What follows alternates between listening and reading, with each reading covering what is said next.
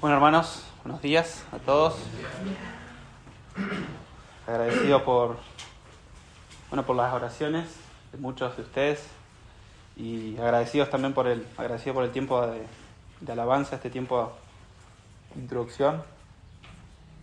Me hacía reflexionar que, como decía Germán, todo es gracias a Cristo, y aún el hecho de que yo esté acá enseñando la palabra de Dios es gracias a Cristo. Yo no tenía ningún interés por estudiar este libro antes, y fue el obrar del Señor que en cada uno de nosotros cambió nuestros corazones para que ahora vengamos, nos juntemos, nos reunamos a considerar su palabra. Así que les animo rápidamente a buscar Salmo 73. Vamos a estar abordando este salmo.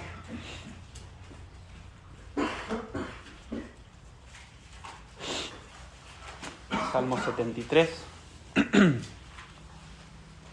Para algunos un salmo conocido, para otros quizás no. Pero estoy seguro que el Señor nos va a ministrar por medio de este salmo. Vamos a darle lectura. Salmo 73 dice: Ciertamente es bueno Dios para con Israel, para con los limpios de corazón. En cuanto a mí, casi se deslizaron mis pies, por poco resbalaron mis pasos, porque tuve envidia de los arrogantes, viendo la prosperidad de los impíos, porque no tienen congojas por su muerte, pues su vigor está entero. No pasan trabajo como los otros mortales, ni son azotados como los demás hombres. Por tanto, la soberbia los corona, se cubren de vestido de violencia, los ojos se les saltan de gordura. Logran con creces los antojos del corazón. Se mofan y hablan con maldad de hacer violencia. Hablan con altanería. Ponen su boca contra el cielo y su lengua pasea la tierra. Por eso Dios hará volver a su pueblo aquí, y aguas en abundancia serán extraídas para ellos. Y dicen: ¿cómo sabe Dios? ¿Y hay conocimiento en el Altísimo? He aquí estos impíos, sin ser turbados del mundo, alcanzaron riquezas. Verdaderamente en vano he limpiado mi corazón y lavado mis manos en inocencia, pues he sido azotado todo el día y castigado todas las mañanas. Si dijera yo, hablaré como ellos, he aquí a la generación de tus hijos engañaría. Cuando pensé para saber esto, fue duro trabajo para mí. Hasta que entrando en el santuario de Dios, comprendí el fin de ellos. Ciertamente los has puesto en deslizaderos, en asolamiento los harás caer. Como han sido asolados de repente, perecieron, se consumieron de terrores, como sueño del que despierta. Así, Señor, cuando despertares, menospreciarás su apariencia. Se llenó de amargura mi alma, y en mi corazón sentía punzadas. Tan torpe era yo, que no entendía. Era como una bestia delante de ti. Con todo, yo siempre estuve contigo. Me tomaste de la mano derecha, me has guiado según tu consejo, y después me recibirás en gloria. ¿A quién tengo yo en los cielos, sino a ti? Y fuera de ti, nada deseo en la tierra.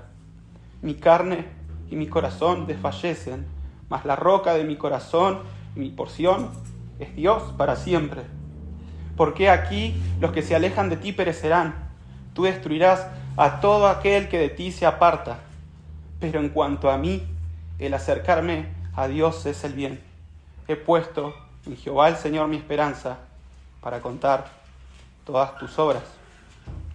Bendito Dios, te damos gracias por poder estar un domingo más reunidos para cantarte, para alabarte y ahora para ser expuestos a tu palabra, Señor. Y quiero rogarte que en esta mañana nos ministres por medio de este hermoso salmo, Señor, que pueda causar efectos en las fibras más profundas de nuestro ser. Tu palabra dice que tiene la capacidad de hacer eso y confiamos en que lo vas a hacer, Señor. Que nos santifiques a tus hijos, que nos des claridad, que disipes nuestras dudas y nos conduzcas al asombro, como recién decía Germán. Señor, que podamos asombrarnos de ti para que te adoremos con mayor entendimiento, Señor. Y si hay alguien aquí que, como decía recién el salmista, está apartado de ti, que puedas conducirlo al arrepentimiento y a los pies de Cristo. Señor, te pedimos, te rogamos todo esto en el nombre de nuestro Señor, de tu Hijo amado, Señor Jesucristo. Amén. Bueno, se habrán dado cuenta, ¿no?, que si hay un tema en el Salmo son las injusticias que ocurren en un mundo caído, y por eso justamente es una experiencia que, como todo ser humano, experimentamos nosotros también, justamente porque en el mundo hay mucho pecado y es moneda corriente que sucedan cosas injustas. Y vemos, ¿no?, cómo se cometen injusticias en las cortes, cuando liberan a gente que no debería ser liberada y cuando absuelven a gente que no debería, que debería estar en la cárcel.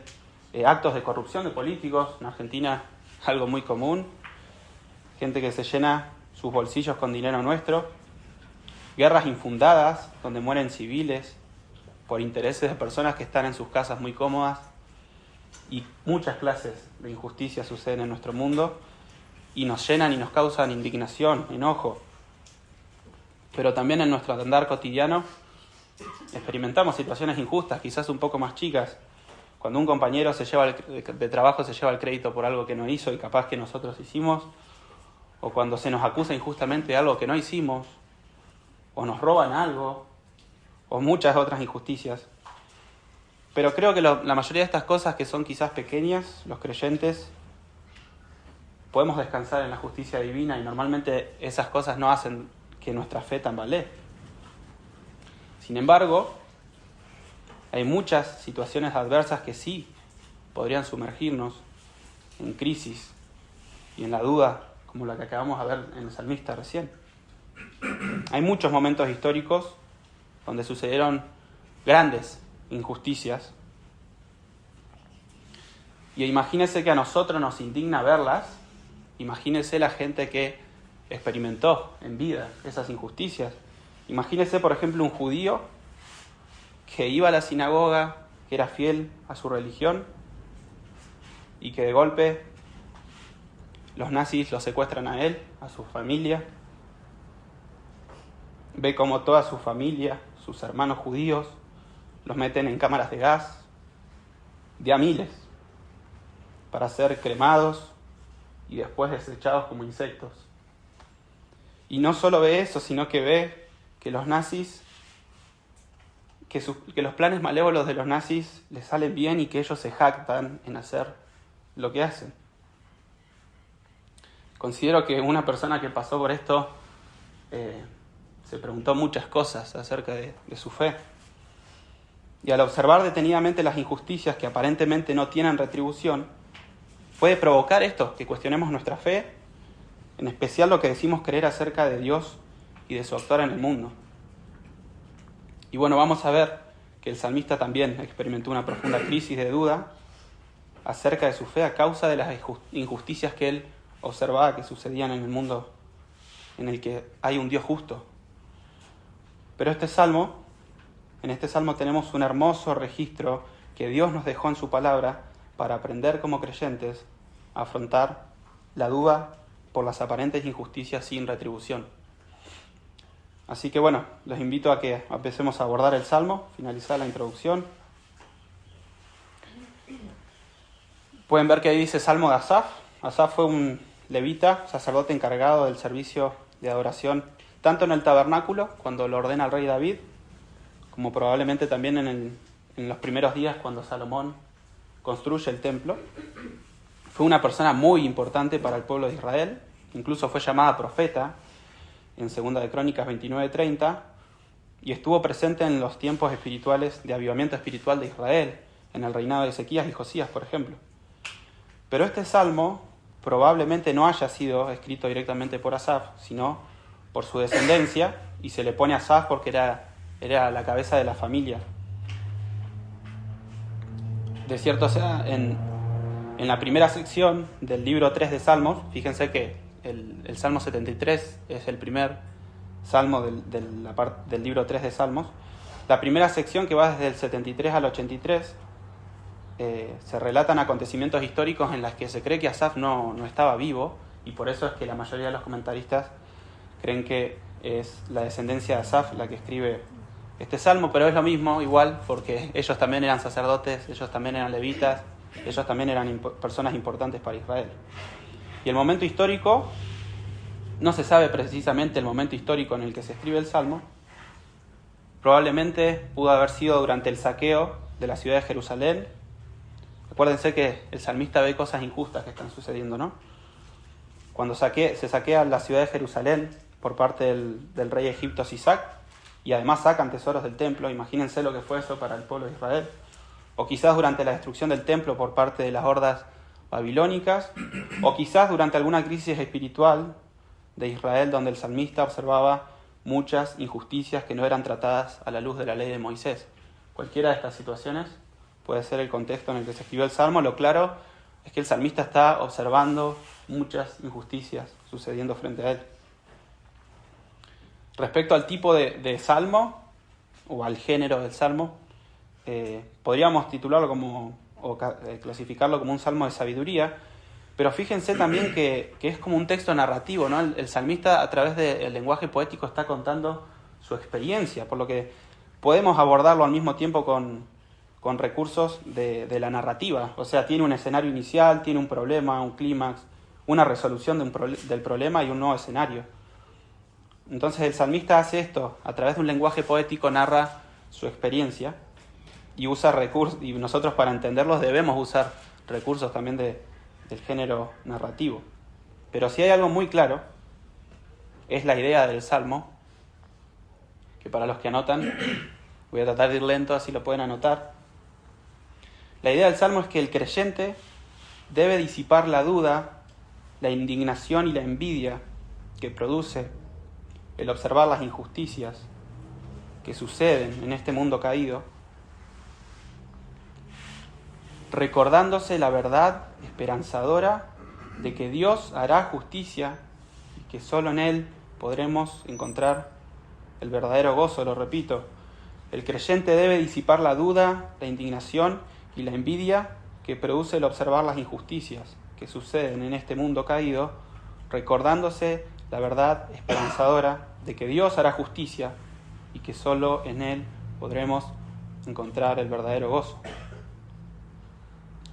Y si hacemos un vuelo de pájaro, y acá no le pido que anote, para hacer una observación panorámica de todo el Salmo, y para también ver la estructura, si usted ve el versículo 1, el salmista comienza con una declaración segura de que Dios es bueno para con su pueblo. Después tenemos otra sección que va del versículo 2 al 12, donde el salmista, a pesar de saber que Dios es bueno, nos dice que un tiempo dudó de esta verdad y comenzó a sentir envidia y amargura a causa de las injusticias, y describe con mucho detalle cómo los impíos se salían con las suyas, prosperaban, y nada les impedía que puedan hacer esto. Fíjense que en esta sección del 2 al 12, el pronombre predominante es ellos, está describiendo constantemente a los impíos, y es acá donde se genera el conflicto, donde el salmista está describiendo el problema que le estaba causando malestar. Del versículo 13 al 16, si observan ahí en sus Biblias, el salmista describe sus sentimientos de frustración, de indignación y dolor al observar las injusticias. Y el pronombre predominante en esa sección es yo. El salmista está hablando de él y de lo que le está pasando en su interior. Y es acá donde se genera una gran tensión, es donde está el clímax de la historia. Y versículo 17 al 20, también si puedo observar, ahí hay un quiebre, hay un punto de inflexión, hay una resolución, ese famoso hasta qué.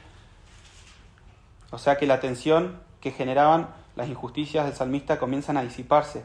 Dios aclara las dudas del salmista. Y el pronombre predominante justamente en la sección de resolución es tú, haciendo referencia a Dios.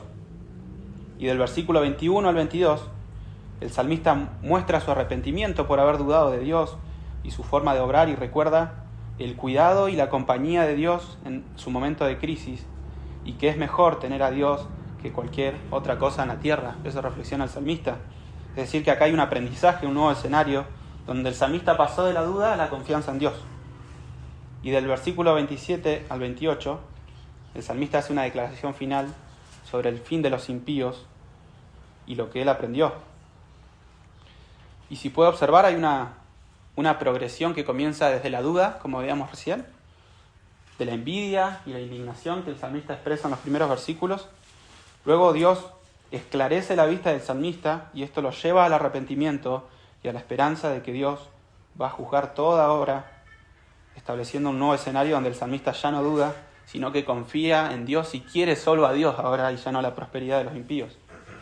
Y ese es justamente el fluir que tiene el Salmo. Y es bueno echarle primero un vistazo panorámico antes de empezar a abordarlo versículo por versículo. Y no se asuste, vamos a ir rápido, es largo. Pero sí, lo que quiero hacer hoy es exponer el Salmo y que podamos sacar del texto aplicaciones para nuestras vidas. Creo que es lo más importante, ¿no? Cómo llevar el Salmo a nuestras vidas. Entonces, versículo 1, dijimos, tenemos la declaración del salmista sobre la gran verdad de que Dios es bueno para con su pueblo. Dice, ciertamente es bueno Dios para con Israel, para con los limpios de corazón. Y hay que tener en cuenta, hermanos, que el salmista escribió el Salmo luego de haber pasado toda la experiencia que nos describe durante el Salmo, y no durante la experiencia. Él no escribía a medida que lo pasaba, sino cuando sale de esa experiencia y aprende. Pero en versículo 1, el salmista nos describe una verdad que él creía antes de entrar en esta experiencia de crisis y de duda. El salmista, a la luz de todo lo que había ocurrido en la historia de Israel hasta ese entonces, podía ver la bondad de Dios y declarar con absoluta seguridad que Dios era bueno para con Israel. Él tenía el Pentateuco, tenía los libros de Moisés para recordar las muchas bondades del pasado de Dios para con Israel. Incluso también podía ver la verdad de Dios en la historia, que seguramente también tenía muy conocida, sobre cómo Dios los introdujo a la tierra prometida, lo que nosotros tenemos hoy en el libro de Josué, cómo Israel, luego de entrar en la tierra prometida, se corrompió y se entregó a otros dioses, y aún así Dios los liberó muchas veces del yugo de los otros pueblos, lo que nosotros tenemos hoy en el libro de Jueces. Y la historia más reciente para el salmista, cómo Dios los liberó a través de la mano de David, de los filisteos, dándoles este gran rey, aunque no perfecto, y luego permitió Dios que el hijo de David, Salomón, construyese el glorioso templo de Jerusalén para que le adoren. Todo esto estaba en memoria del salmista, él podía ver y decir que Dios era bueno. Y todo el pueblo de Israel también. Sin embargo, a pesar de que el salmista creía esto, en un momento dado nos dice que comenzó a dudar de la bondad y de la justicia de Dios. Su crisis de fe la describe de una forma metafórica, fíjense en versículo 2, y poética. Dice, en cuanto a mí, casi se deslizaron mis pies, por poco resbalaron mis pasos.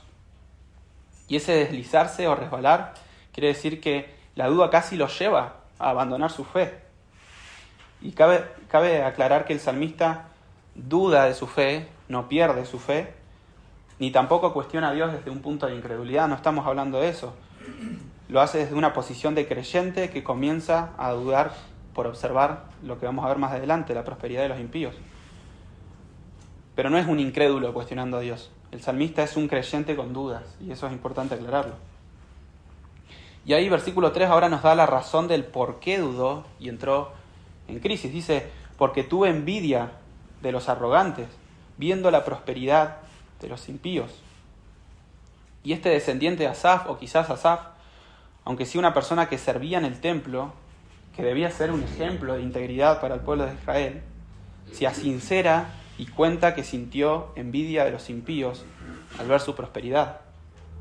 Entonces nos relata que comenzó a dudar sobre la verdad de que Dios es bueno y justo, porque empezó a observar cosas que a su entender no encajaban con esa verdad. Se pudo haber preguntado al salmista, ¿cómo pueden los impíos prosperar en un mundo gobernado por un Dios justo y bueno? Creo que estas son las preguntas que el salmista comienza a hacerse. Y ahora desde el versículo 4 al 12 nos va a comenzar a describir con mucho detalle qué observó de los impíos y qué le hizo sentir envidia de ellos. Y al describir el problema que tenía mal traer el salmista, ¿no? Observar estas injusticias. Y permítame que lo leamos nuevamente esta sección para que experimentemos la indignación del salmista. Versículo 4 dice: porque no tienen congojas por su muerte, pues su vigor está entero. No pasan trabajo como los otros mortales, ni son azotados como los demás hombres. Por tanto, la soberbia los corona. Se cubren de vestidos de violencia. Los ojos se les saltan de gordura. Logran con creces los antojos del corazón. Se mofan y hablan con maldad de hacer violencia. Hablan con altanería. Ponen su boca contra el cielo y su lengua pasea la tierra. Por eso Dios hará volver a su pueblo aquí, y aguas en abundancia serán extraídas para ellos. Y dicen: ¿cómo sabe Dios? ¿Y hay conocimiento en el Altísimo? He aquí, estos impíos, sin ser turbados del mundo, alcanzaron riquezas. El salmista en esta sección hace un uso de un recurso literario de la poesía hebrea llamada paralelismo, que algunos deben saber lo que quiere decir, quizás otros no, así que lo voy a explicar. O sea, básicamente en un versículo, fíjese, de su Biblia, hay dos líneas que son paralelas, y la primera línea nos relata una idea, y la segunda línea suele decir lo mismo con otras palabras, o suele profundizar la primera línea para que se entienda la idea que quiere transmitir el salmista. Fíjense en versículo 4, por ejemplo, hay un paralelismo que profundiza más la idea. Dice: porque no tienen congojas por su muerte, pues su vigor está entero. O sea, básicamente dice, no tienen miedo por su muerte, porque están muy bien de salud. Eso es lo que está diciendo el salmista en un lenguaje metafórico. Y en versículo 5 dice, es un paralelismo sinónimo, es decir, que dice lo mismo. Dice: no pasan trabajos como los otros mortales, ni son azotados como los demás hombres. O en un lenguaje más contemporáneo, no pasan trabajos como los demás hombres igual, ni sufren el dolor del trabajo como todos los demás. Estos impíos no pasaban por esto. Pero no solo hace uso del paralelismo, si ustedes observan, en realidad también hace un uso acumulativo. Desde el versículo 4 al 12 hace uso de este recurso, y cuando un poeta hebreo hacía esto, lo que quería mostrar era un énfasis. Y en este caso, el salmista lo que está queriendo mostrar es que él pensó detalladamente en estas cosas y lo hizo al parecer por mucho tiempo. O sea, todas esas conclusiones que saca y que observó, en idioma argentino diríamos, el salmista se dio manija mirando a los impíos. O sea, los miró, los observó, sembró en su corazón, dejó que la envidia se siembre en su corazón. Y también al hacer un uso acumulativo de este recurso literario del paralelismo, el salmista lo que está queriendo mostrar es que la intensidad de sus emociones fueron creciendo, o sea que cada vez sentía más envidia, más indignación, más enojo al observar a los impíos y cómo se salían con la suya. Y a mí, no sé ustedes, hermanos, pero me consuela ver que Asaf o su descendencia, como dije recién, debían ser un ejemplo de integridad para el pueblo de Israel, ya que dirigían justamente el servicio de adoración en el templo. Aún así son sinceros con lo que les sucede. El salmista es sincero y escribe sobre lo que sucedió en su interior durante mucho tiempo. Y Dios permite justamente e inspira al salmista para que registre esto, porque justamente lo que quiere hacer Dios por medio de este salmo es mostrar nuestra fragilidad, que somos propensos a caer en la duda y en el pecado de sumergirnos en la envidia y en la amargura. Aún los hombres más piadosos, justamente era un levita, que en la Biblia nos dice que era un hombre muy importante para Israel. Y no sé usted, pero yo he experimentado muchas veces la envidia, la indignación, el enojo, al observar lo que pasa en este mundo. Y estoy seguro, no tengo que conocer su corazón. Si Dios está mostrando esto por su palabra es porque todos pasamos por esto. Y ojo con esto, no estoy justificando el pecado de la envidia, sino que lo que quiero decir es que Dios conoce el interior del ser humano y nos quiere mostrar lo que realmente somos, débiles, inestables. Y a través de su palabra nos revela justamente esto. Pero el salmista sí pecó, porque la indignación los llevó a la envidia y a la duda, y eso es pecado. Y dejen que les pase versículo a versículo, desde el versículo 4 al 12, a un idioma más contemporáneo y no tan poético, que eso a veces puede confundirnos. Versículo 4 dice que el salmista vio a estos impíos que gozaban de buena salud y que no tenían miedo por su muerte. Versículo 5, que no trabajaban ni se esforzaban como los demás y prosperaban igual. Versículo 6, que eran soberbios y usaban de la violencia para llevar a cabo sus planes. Versículo 7, todos los deseos de su corazón los lograban. Versículo 8, hablaban con altivez. En Argentina diríamos, eran re agrandados estos hombres. Versículo 9 dice que incluso blasfemaban contra Dios y hablaban desde una posición tan alta de soberbia de los demás hombres como si ellos fuesen Dios, ellos se creían Dios. Versículo 10, quizás es un versículo que cuando lo leyeron recién, yo las primeras veces que lo leí no encajaba con el texto, y es justamente un versículo muy difícil de traducir. Hay muchas traducciones, y yo me quedo con esta porque a mi entender sigue más el flujo del Salmo. Dice: entonces el pueblo de Dios se desanima y se confunde al ver cómo estos impíos prosperan y se preguntan, fíjense versículo 11, el pueblo de Dios, ¿está Dios realmente observando todo esto? ¿Tiene conocimiento de lo que está sucediendo? O sea, imagínense que el pueblo de Israel se llegaba a preguntar eso al ver todas las injusticias que sucedían. Porque estos hombres impíos, versículo 12, no son siquiera sorprendidos ni interrumpidos en sus planes, todo les sale bien. Eso es lo que está queriendo decir el salmista. Y creo que cualquiera de nosotros al observar algo así, se nos generarían dudas, queja, enojo, indignación. Versículo 13 ahora al 16, es otra sección del Salmo, otra estructura. Ahora el salmista nos va a abrir su corazón y nos va a describir sus sentimientos de frustración, de indignación y dolor al observar las injusticias que estaba viendo. Versículo 13 dice: verdaderamente en vano he limpiado mi corazón y lavado mis manos en inocencia, pues he sido azotado todo el día y castigado todas las mañanas. En el versículo 13, el salmista, pasándolo también a idioma más contemporáneo, ¿no?, llega a la conclusión que si estos impíos prosperan, no solo a pesar de su maldad, sino que a través de su maldad prosperan, entonces ¿para qué me he esforzado en ser un hombre que teme a Dios y busca la integridad? Eso se estaba preguntando el salmista cuando dice: en vano he lavado mis manos. Si al final parece que Dios es indiferente a la manera en la que actuamos y vivamos. Y no solo eso, versículo 14, debe haber pensado el salmista: la vida íntegra es muchas veces dolorosa, cuesta, es sacrificada. Todos los días amar a Dios, al prójimo, negarme a mí mismo cuesta mucho. Al parecer, vivir una vida bajo el temor de Dios solo trae dolores, mientras que vivir como un impío trae prosperidad y bienestar. Y sé que es fuerte lo que está pensando el salmista, ¿no? Pero creo que nuestro corazón caído es a la conclusión que puede llegar al observar esas cosas. El salmista se siente frustrado. Y es así, hermanos, cualquiera de nosotros somos propensos a pensar así. De hecho, creo que muchas veces hemos pensado así, muchos de nosotros. Así que versículo 15 dice: si dijese yo, hablaré como ellos. He aquí, a la generación de tus hijos se engañaría. Cuando pensé saber esto, fue duro trabajo para mí. El salmista le habla a Dios y le dice: si yo contare a tus hijos, o sea, a otros creyentes, sobre este pensar, podría engañarlos y serles de tropiezo. Evidentemente el salmista sigue teniendo temor de Dios, no perdió su fe, porque si está queriendo cuidar a sus hermanos es porque hay temor del Señor.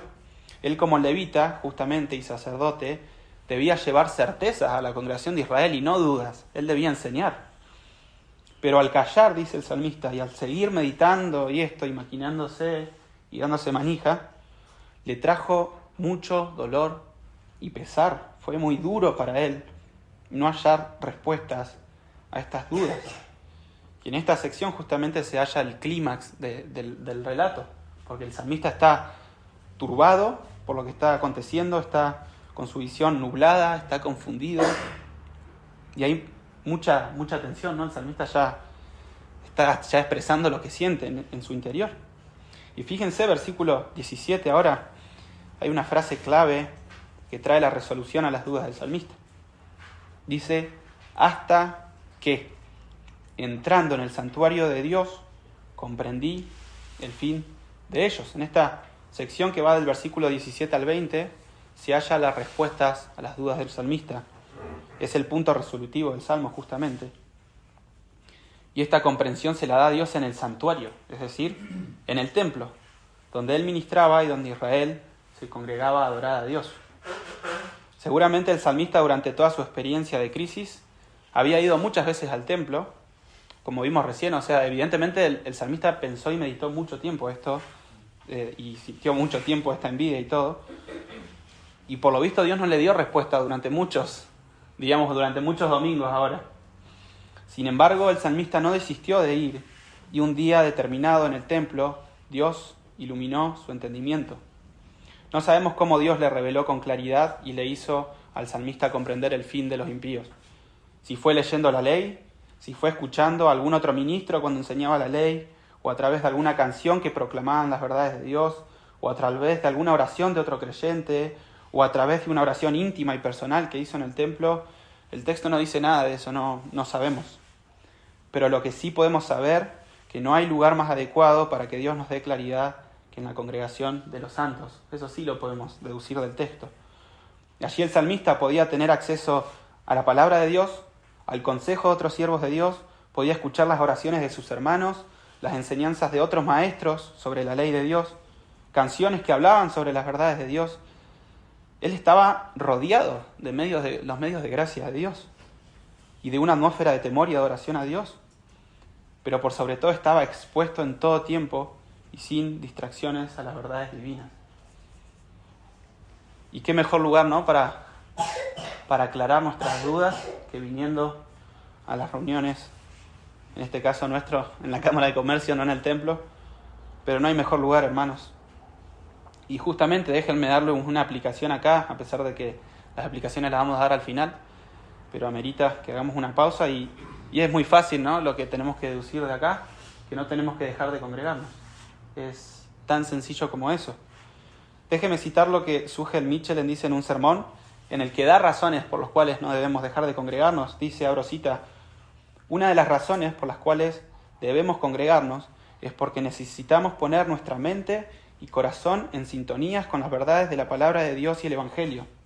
Porque en el resto de la semana estamos sumergidos en un mundo donde somos constantemente bombardeados con ideas y pensamientos que se oponen diametralmente a las verdades de Dios reveladas en su palabra. Y díganme si esto no es cierto, ¿no? Estamos durante toda la semana siendo bombardeados con mentiras. Y Dios en su gran sabiduría determinó un día de la semana para que nos podamos apartar, congregar, y para que por medio de su palabra, ya sea a través de la predicación, ya sea a través de la oración que escuchamos de los hermanos o a través de las canciones, nuestra mente vuelva a ser aclarada después de varios días donde las mentiras pudieron haber nublado nuestra mirada. Necesitamos recordar una y otra vez las verdades divinas. Y déjeme decirle que esto no excusa de que leamos la palabra todos los días, que oremos todos los días, que tengamos comunión con nuestros hermanos durante la semana. Pero si hay algo claro, hermanos, es que Dios usa de una manera especial las reuniones donde su pueblo se reúne. Así que no dejemos de congregarnos. Y el salmista es un gran ejemplo de lo vital que es para el creyente congregarse. Así que bueno, retomemos el Salmo. Dice que el salmista comprendió el fin de ellos. ¿Cuál es el fin de ellos? Bueno, sigamos leyendo. Versículo 18. Ciertamente los has puesto en deslizaderos, en asolamiento los harás caer. Como han sido asolados de repente, perecieron, se consumieron de terrores, como sueño del que despierta. Así, Señor, cuando despertares, menospreciarás su apariencia. Y recuerda que el que decía que estuvo a punto de deslizarse al principio era el salmista. Bueno, ahora, estuvo a punto de deslizarse, pero no se deslizó. ¿Por qué estuvo a punto de deslizarse? Porque estuvo pensando y casi actuando como un impío. Pero por gracia de Dios no se deslizó. Y versículo 18, en cambio, los impíos no se dan cuenta, pero están deslizándose hacia su perdición. Un día ese deslizamiento se va a acabar y van a caer definitivamente y para siempre. Es lo que está diciendo el salmista. Versículo 19, todos los bienes materiales que tienen, toda su felicidad, todo su bienestar, de un momento para el otro va a ser cambiado por tormento. Van a pasar del bienestar al terror y van a ser consumidos por el terror justamente. Y versículo 20, no sé si ha tenido esta experiencia, pero así como lo que dura un sueño hermoso y te despertás, y cuando te levantás te entristeces porque era solo un sueño, bueno, el salmista dice que así va a ser para los impíos. Cuando los impíos despierten delante de Dios, van a pasar de un momento para el otro, de su aparente felicidad y bienestar, a la tormentosa realidad de estar frente a un Dios lleno de justicia y santidad. Versículo 21, y aunque Dios parezca dormido, el salmista dice eso, que Dios despierta de forma metafórica, ¿no? Porque aparentemente no está interviniendo en las injusticias que suceden en la tierra. El salmista dice que cuando Dios despierte y juzgue, va a menospreciar a los impíos y les va a dar la justa retribución por sus pecados. Fíjense que ahora el salmista entendió que no necesariamente Dios salda las deudas de los pecadores de forma inmediata, trayéndoles castigo de forma instantánea. O sea, el salmista pensaba que era así de sencillo, ¿no? Uno peca, Dios castiga en el momento, y no era tan sencillo como parecía. Pero sí está la certeza de que Dios va a hacer que los impíos paguen por sus deudas. Esa certeza está en el texto. Y al ver esto con claridad, ahora el salmista, fíjense, mira hacia atrás y se avergüenza y se arrepiente delante de Dios por haber pensado de esta manera. Versículo 21. El salmista dice, se llenó de amargura mi alma y en mi corazón sentía punzadas. El salmista observó tanto tiempo y con tanto detenimiento la prosperidad de los impíos y las injusticias que sucedían, que la envidia y la indignación comenzaron a echar raíz en su corazón, razón por la cual comenzó a experimentar amargura en su alma. Es lo que está diciendo el salmista. Al punto tal fue su amargura que dice que llegó a sentir punzadas en su corazón, y quizás la traducción más literal sea mejor entrañas. O sea, el salmista empezó a sentir dolor en su estómago de tanto tiempo maquinar y amargarse. Y esto no es metafórico, el salmista está siendo literal. Y sabemos hoy, ¿no?, que la amargura y la envidia pueden repercutir orgánicamente en nuestro cuerpo, y es lo que el salmista justamente está diciendo que padeció. Versículo 22 dice, tan torpe era yo que no entendía, era como una bestia delante de ti. Entonces el salmista reconoce que su manera de pensar fue muy torpe.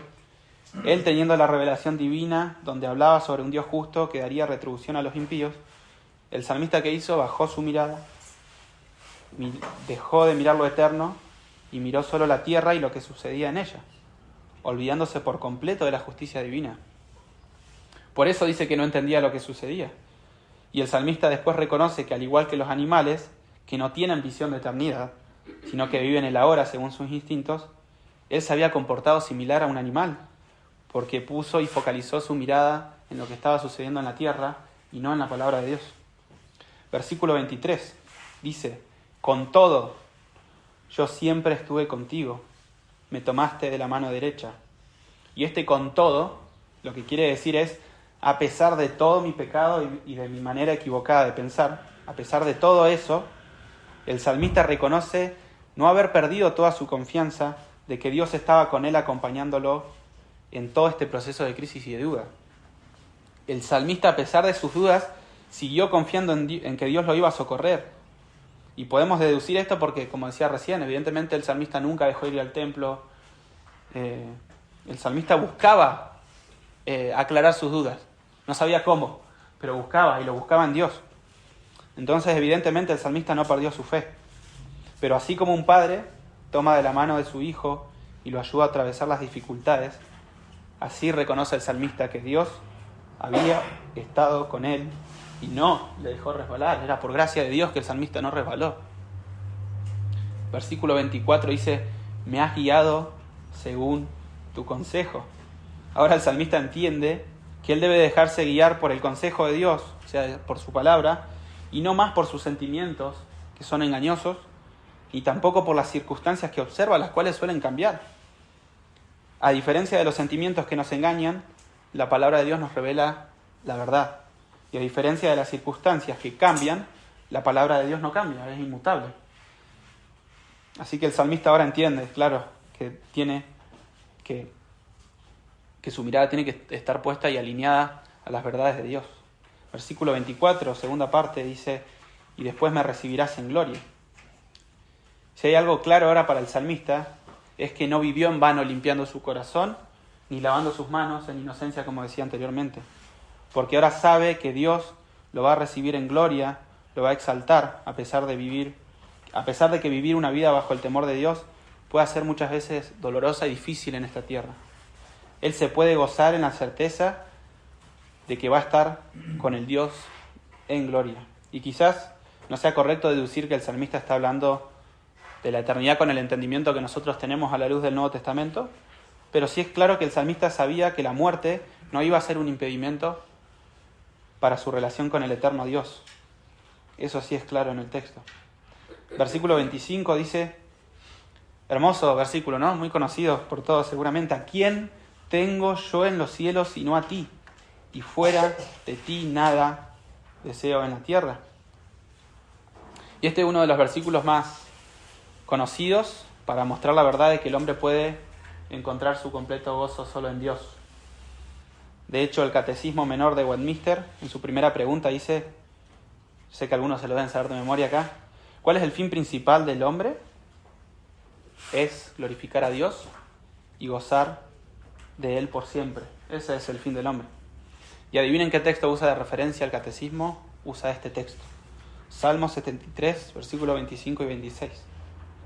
Y ahora que Dios le mostró el fin de los impíos al salmista, sabe que la prosperidad de la que gozan ellos va a ser efímera, pasajera, y que no puede producir verdadero gozo. En cambio, Dios es más valioso que todo lo que hay en los cielos y en la tierra. Y no solo es más valioso, Dios es una fuente inagotable que permanece para siempre. En cambio, todo lo que el mundo nos pueda dar no permanece. Y el hombre fue creado, como dijimos recién, para hallar su completo gozo y deleite solo en Dios. Por más que tengamos todo en este mundo, nuestra alma siempre va a estar insatisfecha. Y hay una hermosa frase de Agustín de Hipona, que muchos también la deben haber escuchado, y dice, abro cita, nos hiciste, Señor, para ti, y nuestro corazón estará inquieto o insatisfecho hasta que no descanse en ti. Y alineado a esto justamente es que el salmista, fíjense en la segunda parte, dice, fuera de ti nada deseo en la tierra. Ahora el salmista solo quiere a Dios, sabe que su relación afectuosa con Dios vale más que todo lo que la tierra tiene para ofrecerle. Dios vale más que la prosperidad y la gloria que tenían los impíos que tanto envidió en la primera parte del Salmo. Toda esa envidia comienza de a poco a desvanecerse en el salmista. Comienza a disiparse el enojo, la indignación, la duda. Todo empieza a desvanecerse y empieza a aparecer la confianza, el gozo. Versículo 26 dice, mi carne y mi corazón desfallecen. El salmista reconoce que tanto su cuerpo, su carne, y aún lo más profundo de su ser es débil y desfallece.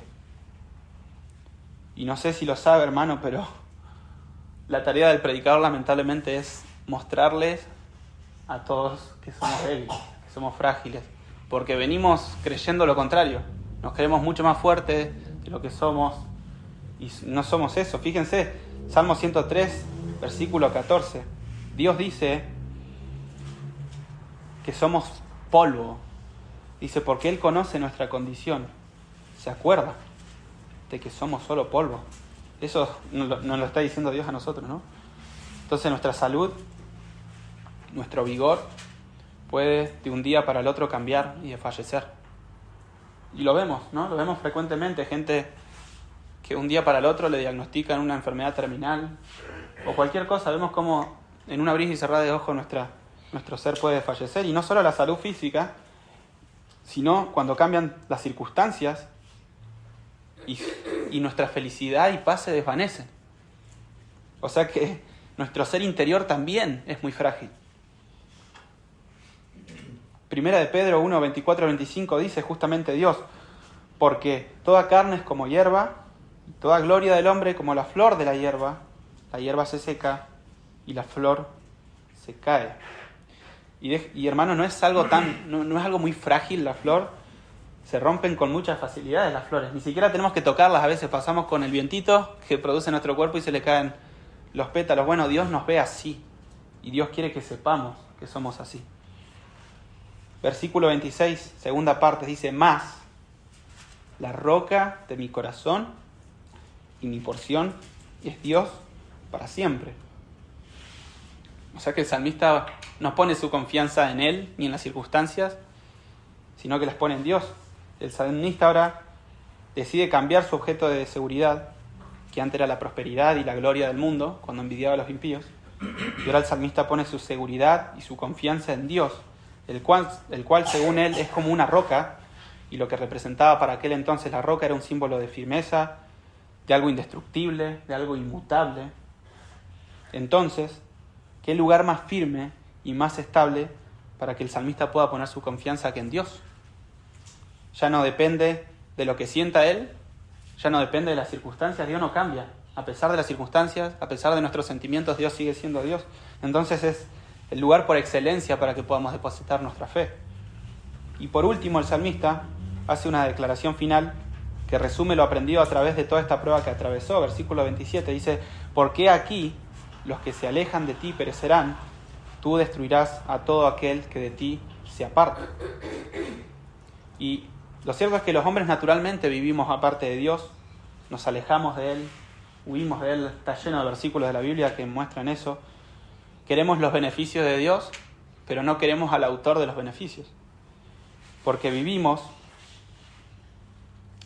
anteriormente que el hombre solo va a hallar satisfacción en Dios y no en las cosas efímeras de este mundo.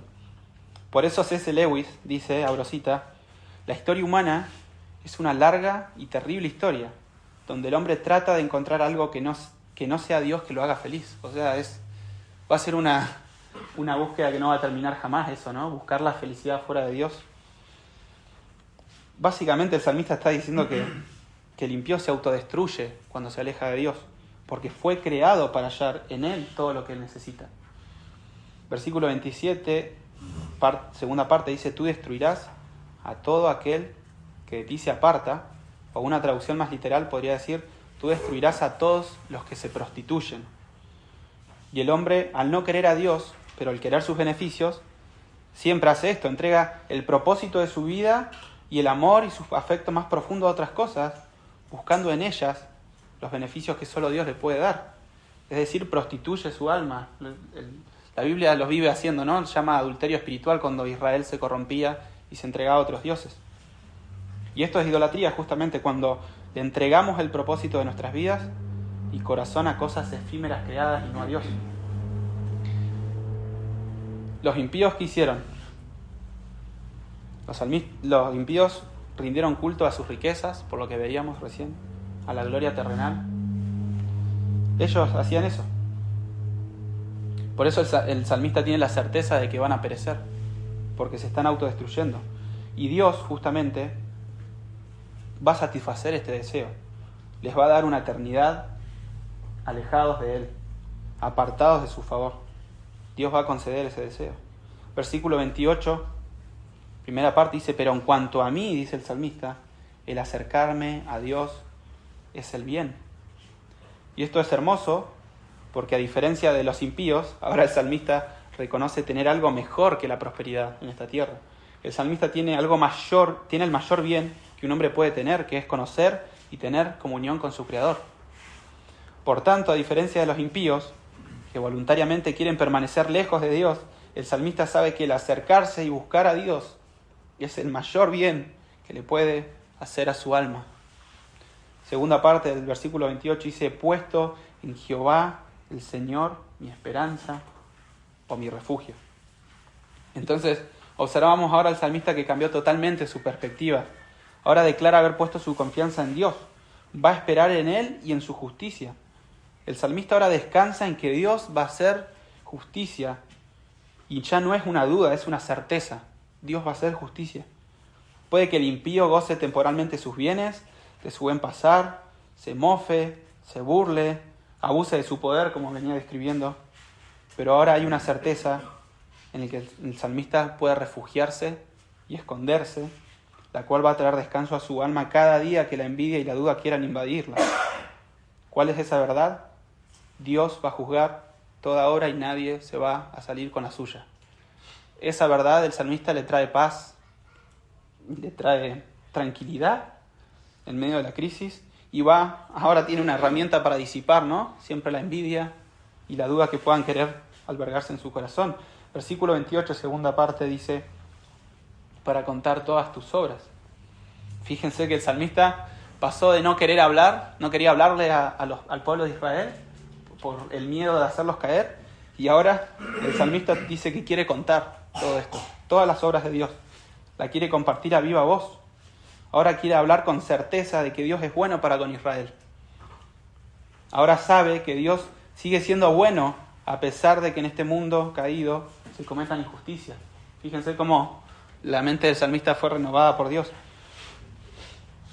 Pero va a ser temporal justamente este tema de las injusticias, porque el salmista tiene la certeza de que Dios es bueno y porque es bueno va a juzgar a todos por sus obras. Nadie, como dije recién, se va a salir con la suya, aunque hasta el último día de su vida parezca que sí. El salmista veía eso, veía gente que prosperaba a través de su maldad, que no tenían ni miedo de su muerte, le salía todo bien, a través de su maldad seguía prosperando. Pero ahora el salmista tiene la certeza que un día todos vamos a estar delante de Dios. Y a la luz del Nuevo Testamento, como decíamos recién, ¿cómo podemos quizás entender el Salmo 73? Y es lo mismo, al contrario, nosotros tenemos más claridad que el salmista. En el Nuevo Testamento se nos da una visión muy clara acerca de la eternidad y del juicio venidero.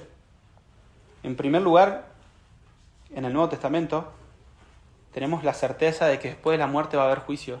Hebreos 9:27 dice, así está decretado, que los hombres mueran una sola vez y después de esto el juicio. Muy claro, ¿no? No hay nada que agregarle. Romanos 14, versículo 11 al 12 dice, está escrito, tan cierto como yo vivo, dice el Señor, ante mí se doblará toda rodilla y toda lengua confesará a Dios. Versículo 12, así que cada uno de nosotros tendrá que dar cuentas a Dios.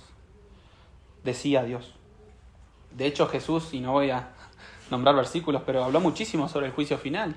Creo que fue algo de lo que más habló Jesús, del infierno y de cómo Él iba a juzgar. ¿Recuerdan esa historia que Él dice que iba a separar a los justos como las ovejas a su mano derecha y a los injustos que venían a ser los cabritos?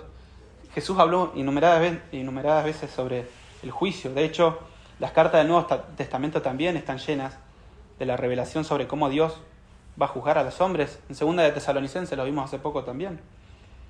Y es parte, hermanos, y muchas veces nos olvidamos, es parte de la buena noticia del Evangelio, la esperanza de que Dios va a juzgar a todos. Es parte del Evangelio eso.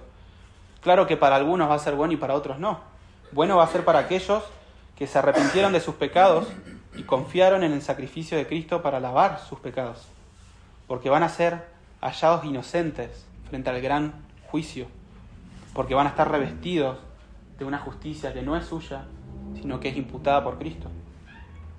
Estos, o sea, los creyentes ahora, pueden con paciencia esperar confiados. ¿Y sabe qué esperanza es eso? Es esperar confiado. ¿Y qué puede esperar el creyente? Puede esperar confiado en la justicia de Dios, soportando el oprobio, las burlas, el sufrimiento, las calumnias. Incluso, aunque nos cueste, tener esta perspectiva del juicio de Dios puede capacitarnos para poder amar a nuestros enemigos y orar por ellos. Fíjense en las bienaventuranzas, lo leo rápido. Mateo 5, versículo 4, dice, bienaventurados los afligidos, porque ellos recibirán consolación. Versículo 6, Bienaventurados los que tienen hambre y sed de justicia, porque ellos serán saciados. Versículo 10. Bienaventurados los que padecen persecución por causa de la injusticia, porque de ellos es el reino de los cielos. Versículo 11. Bienaventurados seréis cuando por mi causa os vituperen y os persigan y digan toda clase de mal contra vosotros, mintiendo. Eso es injusto. Pero Jesús dice bienaventurados, bienaventurados, dichosos. Versículo 12, fíjense lo que dice Jesús. Gozaos y alegraos. ¿Por qué? Porque vuestro galardón es grande en los cielos. Porque así persiguieron a los profetas que os precedieron. Y miren esta hermosa visión de Apocalipsis, de lo que va a pasar con los creyentes que esperaron y confiaron en la justicia de Dios. Y no dejaron de limpiar su corazón, como decía el salmista, no lo dejaron de hacer.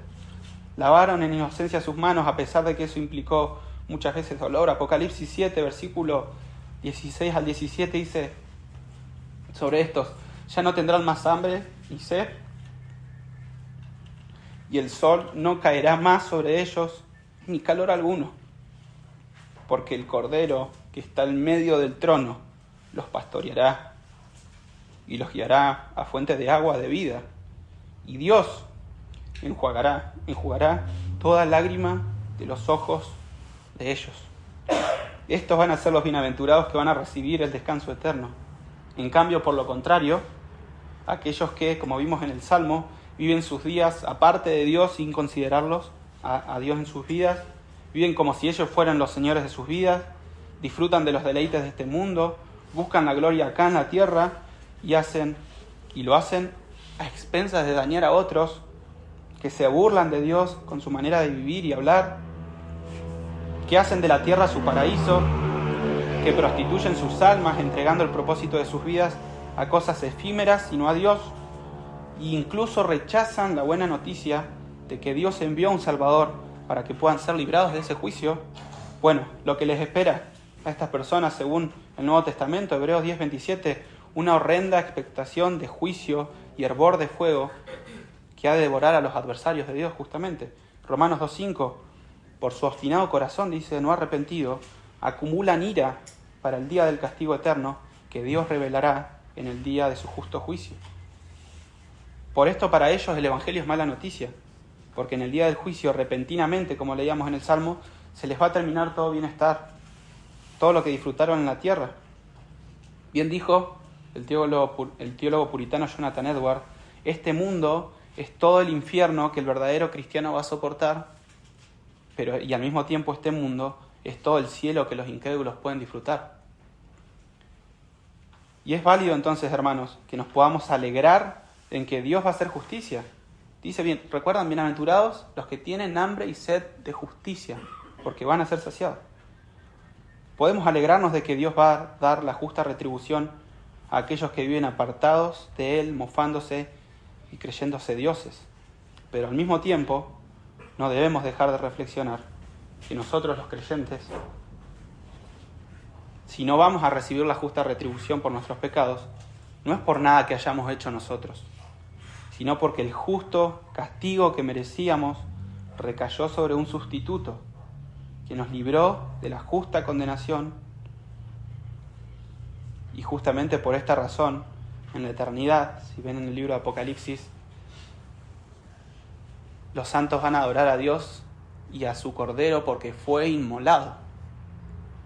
No solo van a adorar a Dios porque va a hacer justicia, van a adorar a Dios porque ya cumplió la justicia en Cristo y porque ellos pueden estar ahí por pura gracia.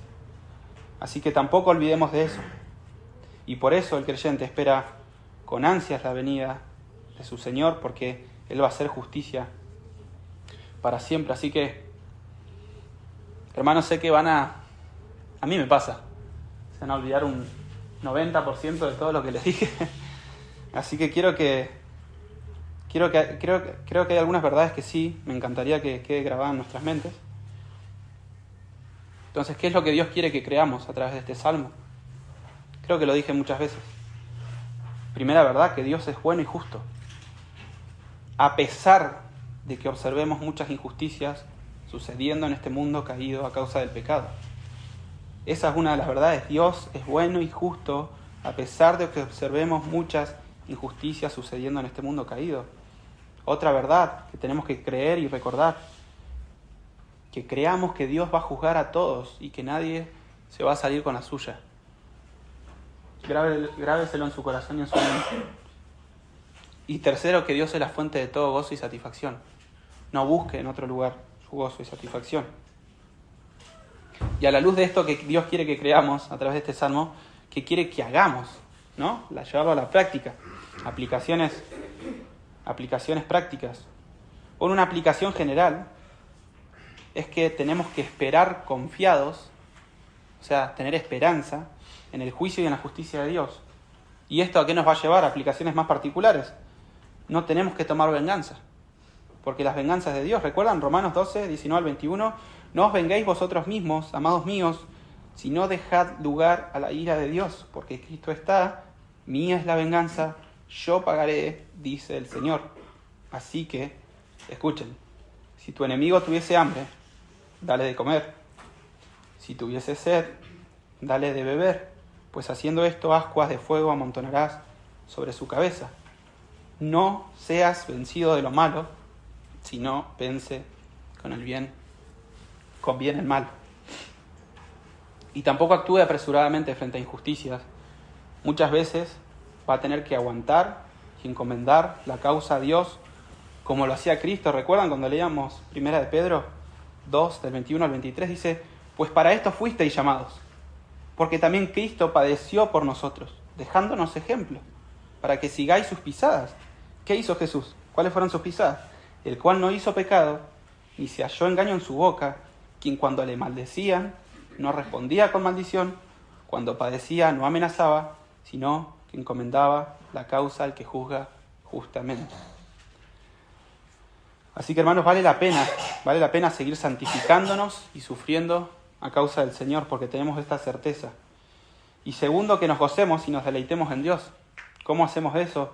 Leyendo su palabra, conociéndolo, asombrándonos por Él, aferrándonos a sus promesas, alabándole, dándole gracias en toda circunstancia y por todo lo que nos da también. Todo esto va a generar gozo en nosotros. Pero si hay alguien que no ha creído en la obra de Jesús para su salvación, déjeme decirle que la única aplicación que tiene este sermón es que debe arrepentirse de haberle dado la espalda a Dios. Y le ruego que lo haga porque, como leímos recién, somos frágiles, usted no sabe ni cuándo va a morir. Vimos que hay certezas de que va a haber un juicio después de la muerte y que va a tener que rendir cuenta ante Dios. Y si no se arrepiente de sus pecados y no confía en la obra de Cristo en la cruz, solo le espera, lo que decía recién Hebreos, una horrenda expectativa de juicio.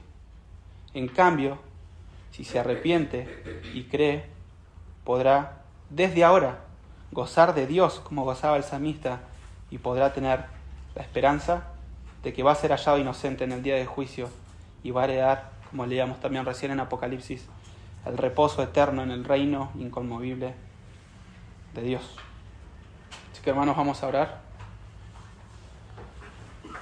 a darle gracias a Dios por haber podido ser expuestos a este salmo. Señor, gracias por este hermoso salmo que hemos podido estudiar esta mañana.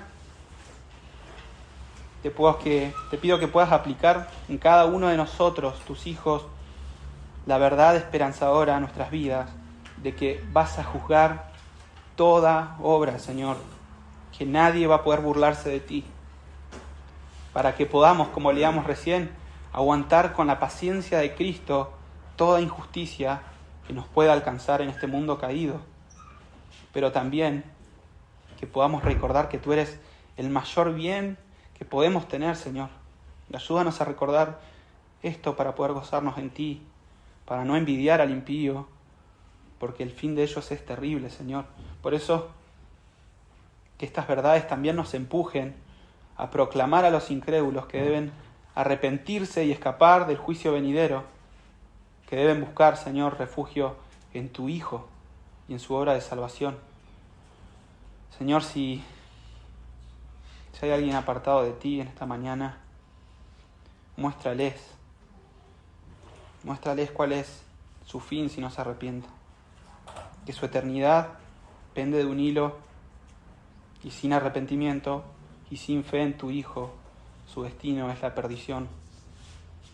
Que pueda arrepentirse, Señor, concédele ese hermoso don que nos has dado a muchos de nosotros y que pueda arrojarse en humillación a los pies de la cruz para hallar el perdón del pecado, de su pecado y la salvación de su alma para siempre, Señor. Te pedimos todo esto en el nombre de nuestro gran Salvador, en quien nos podemos gozar y en quien va a hacer justicia, en el nombre de nuestro bendito Señor, tu Hijo, el Señor Jesucristo. Amén.